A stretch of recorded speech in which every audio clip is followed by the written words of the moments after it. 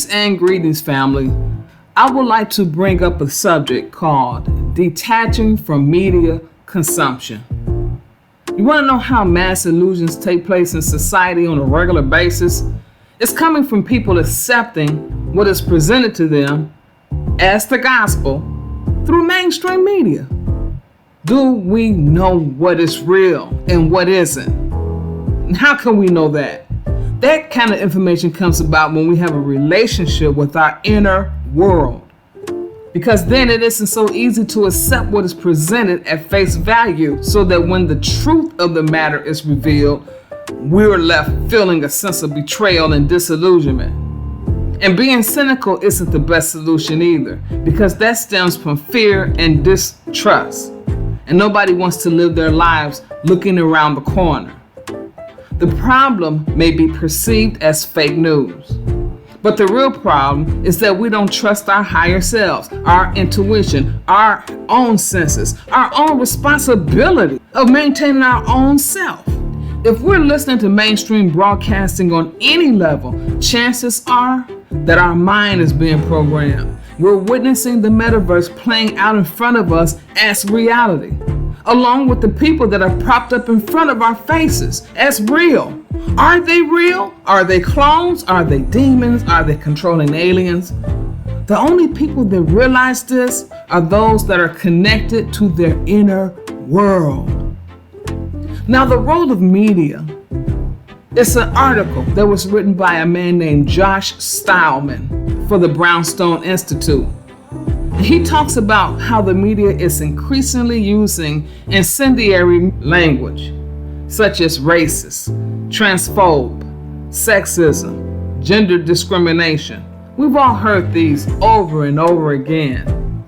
But not only is the media changing the vernacular of everyday meaning, they're sitting here gaslighting us by claiming that the economy is robust while the cost of living is nearly pricing us out of existence. At every turn, we're being checkmated. At the pump, checkmate. Grocery store, checkmate. Insurance, clothes, food, water, air, real estate, checkmate.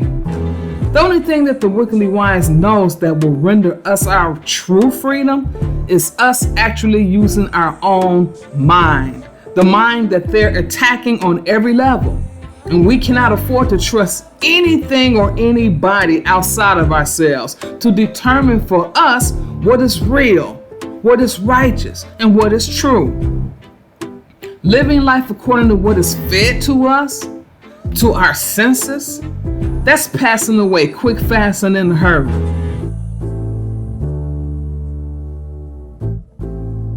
Touch, taste, smell, sound, and vision. How far have we been able to operate within our sensory faculties beyond the third dimension? And this is an important question that we have to ponder, because if all we want is to have the best of food, best of house, best of car, employment, vacation, money to roam wherever we want to go, where does our earthly mission fit in the scheme of things?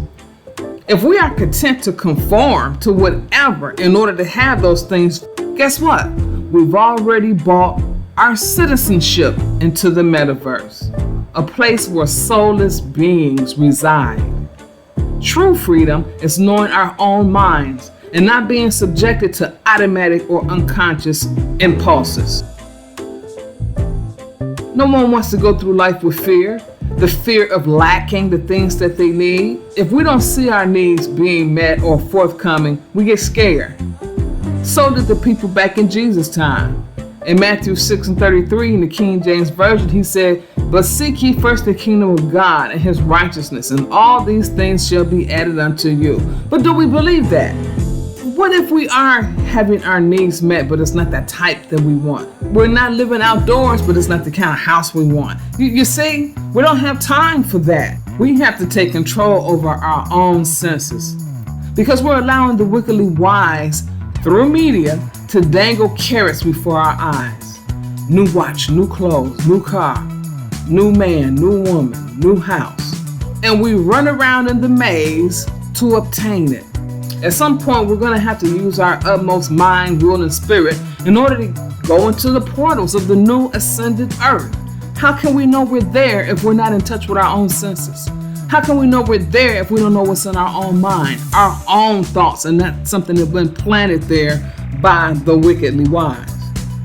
Because many of us think that we're free even though we are joined to the hip with the metaverse.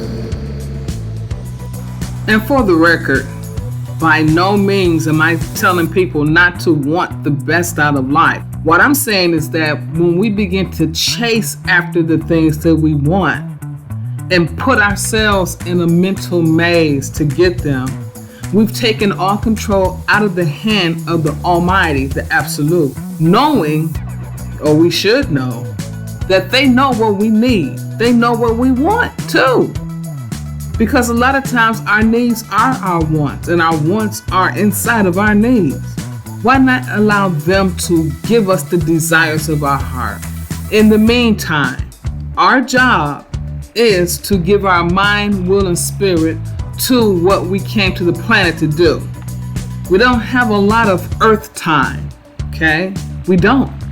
So let's put our best foot forward for our mighty God by making a concerted effort to cut back on so much media consumption. Whether we realize it or not, it is affecting our electromagnetic waves of our brain, of our chakra systems, of our major organs, of our blood, of our cells, of our thyroids and all of our glands.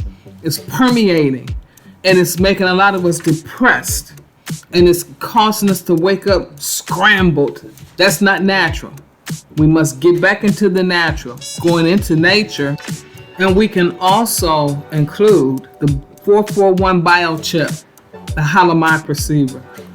Today is Ken 112, the yellow galactic human, with the power of free will, the action of influence, and the essence of wisdom.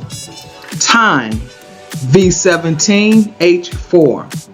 We start off with the definition of time, which is a universal factor of synchronicity.